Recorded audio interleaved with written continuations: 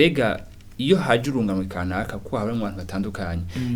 mbega responsabilité y'umuntu abarongoye abo bantu ni yego responsabilité umuntu abafise abarongoye abo bantu no kubwa mbere na mbere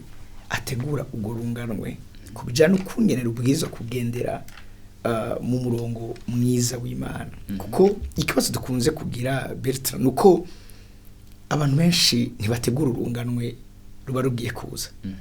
nivyo urabona Mose yarateguye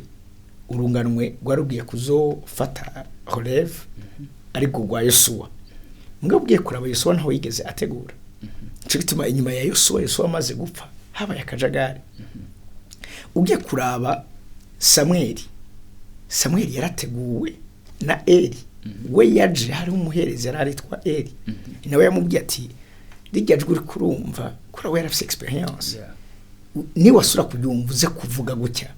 aramwigisha yakuriye musi y'ubuherezi bwa Eli mugabo inyuma ya Samuel ntawaje mu nyuma yiwe rero ikenshi kibazo gikunze kuba cyo kusanga urunganwe rubwira kuza gukora ibintu rutigeze rutegurirwa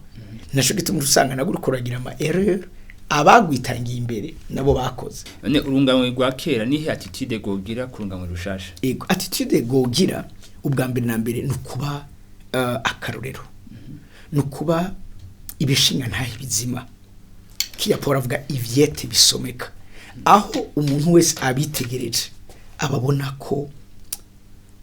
ari abantu binyankamugayo buzuye ubuntu buzuye integrity abantu batajyaga Imana abantu mvuge gute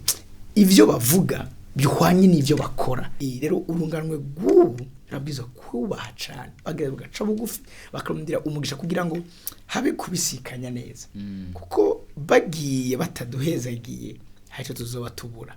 ubundi umuvyeyi mwiza yifuza kurunganwe ruje rushasha rugendera